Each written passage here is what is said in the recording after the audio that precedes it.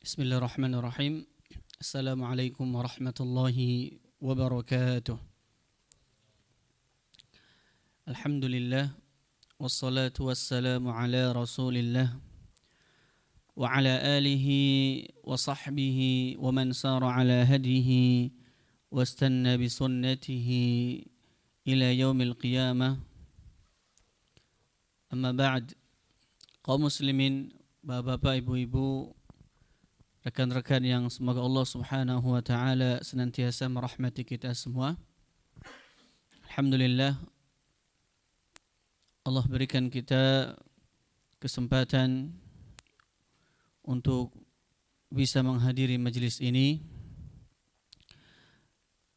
Dan insyaallah pertemuan kali ini kita melanjutkan pembahasan kita yang kita mengkaji kitab Al-Fiqhul Muyassar fi Dha'il Kitab wa Sunnah, karya Nukhbatu minal Ulama.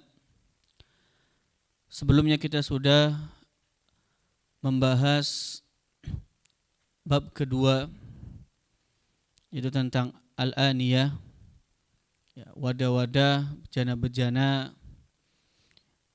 Sekarang kita masuk ke Al-Babu Tsalits, bab yang ketiga, fi qada'il hajati wa adabiha, tentang buang hajat, ya, dan juga adab-adabnya.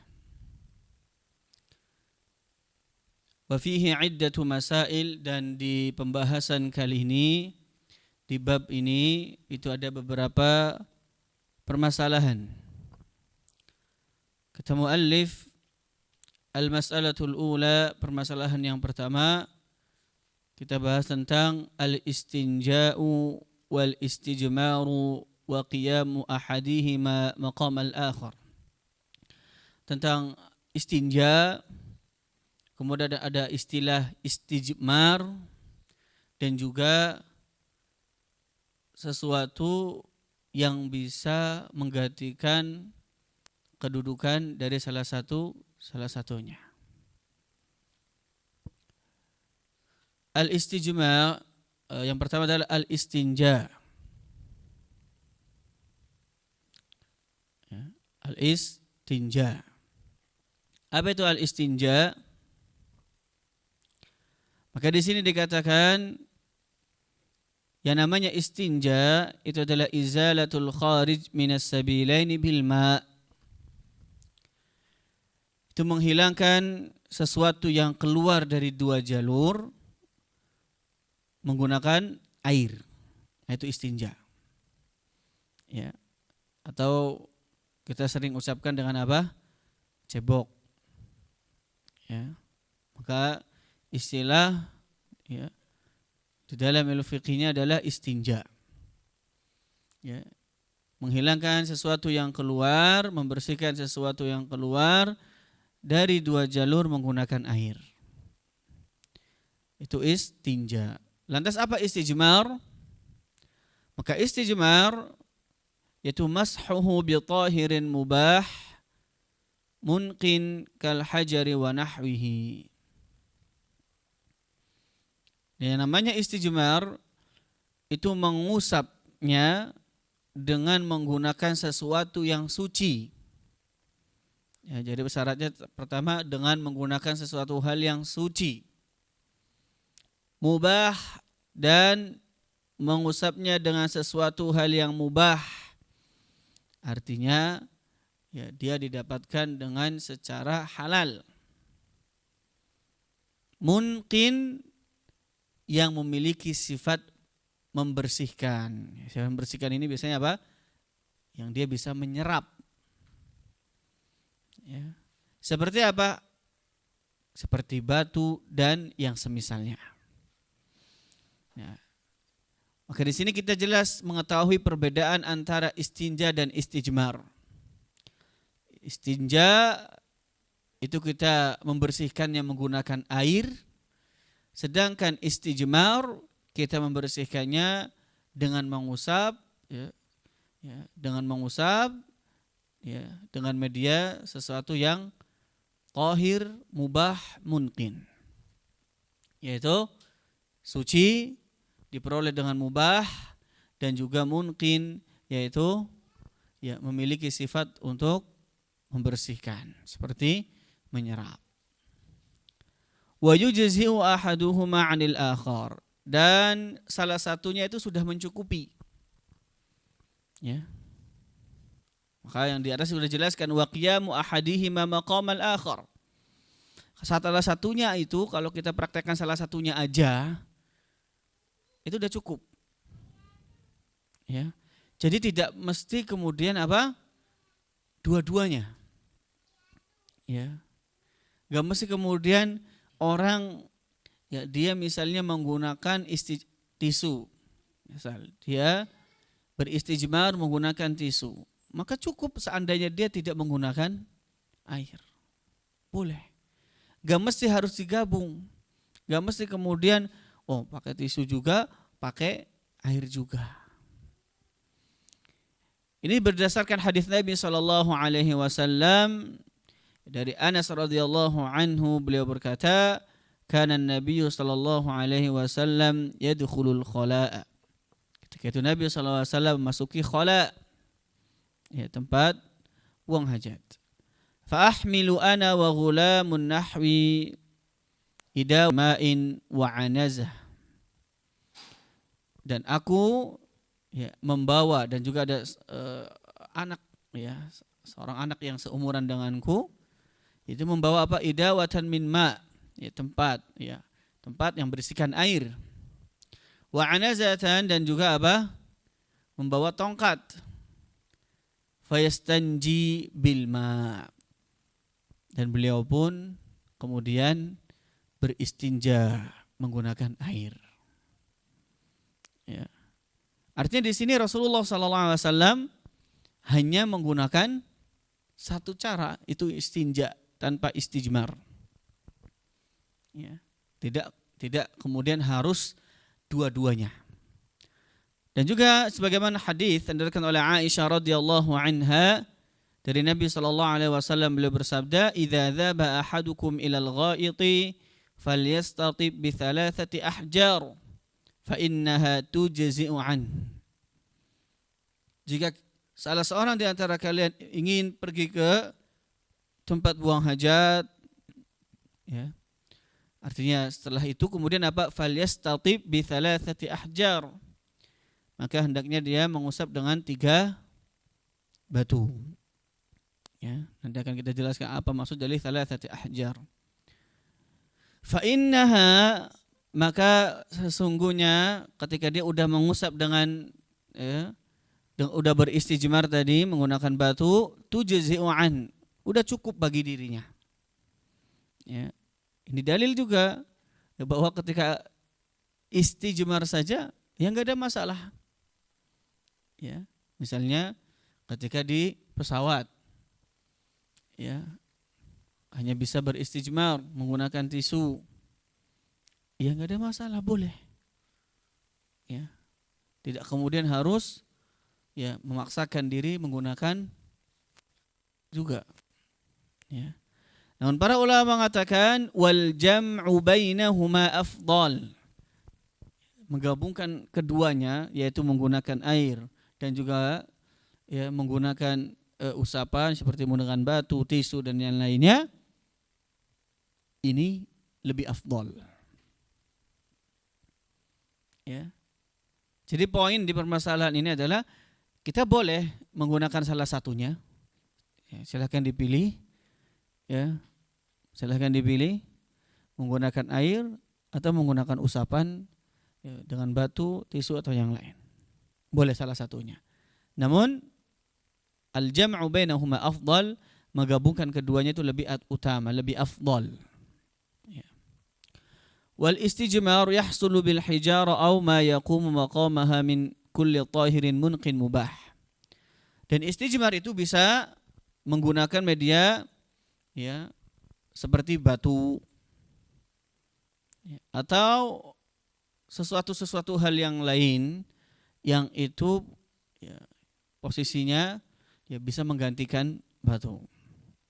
Yang penting dia apa? Tahir, suci. Kemudian apa? Mubah. Ya, dia didapatkan dengan satu hal yang halal. Mungkin memiliki sifat membersihkan. Ya, maka ya kalau dia nggak punya sifat untuk membersihkan, ya maka nggak bisa. Misal, ada seorang yang misalnya beristijmar menggunakan gelas kaca. Ya maka ini gelas kaca ini tidak memiliki sifat untuk membersihkan. Di antara sifat membersihkan itu apa? Dia apa? Tadi menyerap. Dan gelas kaca nggak bisa menyerap. Justru itu bisa malah nambah kotor. Ya, najisnya malah lebih luas. Ya. Maka ini perlu diperhatikan. Ya. Tidak kemudian setiap media itu bisa digunakan untuk beristijmar. Perhatikan syarat-syaratnya, yaitu adalah ya, suci, ya, mungkin membersihkan, memiliki sifat membersihkan, dan juga mubah. Kamanadi lil waraqi, seperti ya, tisu-tisu, wal khashab, kayu, dan yang semisalnya. Ya, yang semisalnya. Karena Nabi SAW beliau beristijmar menggunakan berbatuan. Ya, Nabi beristijmar menggunakan batu.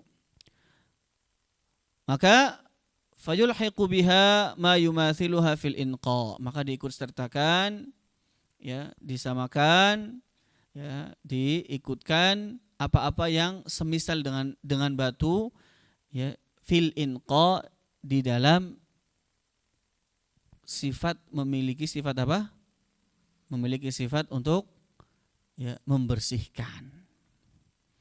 Ya, seperti tisu tadi atau media-media yang lain, kayu.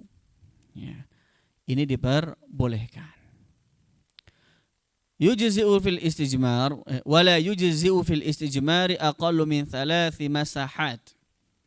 Dan tidak cukup, tidak boleh beristijmar itu kurang dari 3 usapan. Ingat, yang jadi patokan itu 3 usapan. Bukan menggunakan 3 tisu atau 3 batu. Ya, para ulama menjelaskan yang menjadi patokannya ya, itu adalah ya 3 usapan minimal. Ya. Boleh pakai 1 batu? Boleh. Asalkan dia memiliki beberapa sisi yang bisa digunakan untuk mengusap. Misalnya ada batu yang memiliki 4 sisi. Ya boleh. Misalnya sisi ini dia pakai untuk usapan pertama, sisi berikutnya pakai untuk usapan kedua, sisi berikutnya dia pakai untuk usapan ketiga. Boleh. Ya. Yang penting 3 usapan minimal. Ya, minimal 3 usapan. Ya, jadi yang jadi patokan itu bukan 3 batu, 3 tisu atau yang lainnya, tapi yang kita pakai di sini adalah usapan.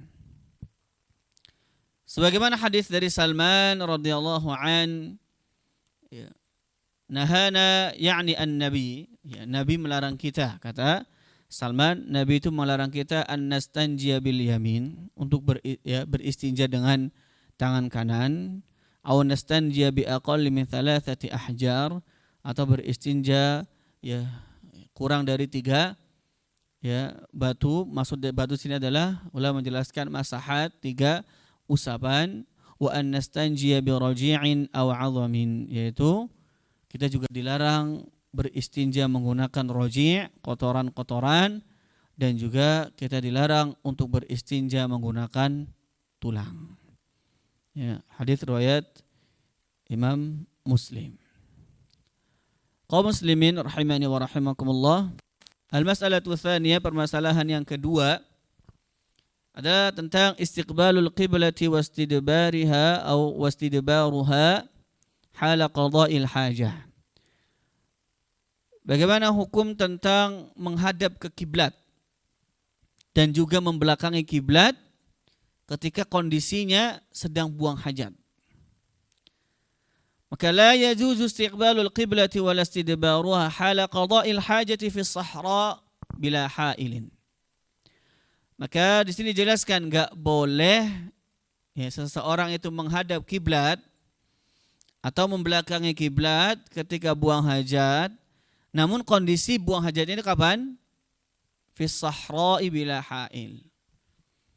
Ya, ketika dia buang hajatnya itu di tempat yang terbuka, ya, yang tidak tertutup, terbuka, bila hailin dan juga tidak ada penghalang. Ya, kalau dia buang hajatnya di seperti ini, ya, maka itu enggak boleh untuk menghadap kiblat atau membelakangi kiblat. Sebagaimana hadisnya Abu Ayyub Al-Ansari radhiyallahu an, Rasulullah sallallahu alaihi wasallam beliau bersabda, "Idza ataitumul gha'ita fala tastaqbilul qiblata wa la tastadbiruha, walakin syarriqu aw gharribu." Jika kalian buang hajat, ya, kata Nabi sallallahu alaihi wasallam, jika kalian buang hajat, jangan menghadap ke kiblat dan juga jangan membelakanginya. Walakin syarriqu aw gharribu, tapi kata Nabi, syarriqu menghadaplah ke timur, ya, aw gharribu atau menghadap ke barat. Nah ini mana? Nabi nyuruh kita untuk menghadap ke atau ke barat. Kenapa? Ya, padahal kita dilarang untuk menghadap kiblat. Tapi Nabi nyuruh kita untuk menghadap ke timur atau kiblat. Ini malah menghadap ke timur atau ke kiblat ini, ya, ke barat ini menghadap kiblat, ke timur belakangi. Ya, karena konteksnya pada saat itu bicaranya Nabi kepada siapa? Para sahabat. Ya, kiblatnya kemana di Madinah? Ya, ya ke Ka'bah, betul. Yaitu ke selatan arahnya. Ya, arahnya ke selatan. Maka Nabi ketika mengatakan ya syarriqu aw gharribu, itu ya konteksnya ketika itu adalah yang diajak bicara itu ya orang-orang Madinah, ya. Jadi bukan kemudian oh ini diperintahkan untuk menghadap timur atau menghadap barat, Ustaz. Enggak, ya. Maksudnya adalah ya kita dilarang untuk menghadap kiblat atau membelakanginya. Karena ketika itu Nabi sallallahu alaihi wasallam ya berbicara dengan ya Ahlul Madinah.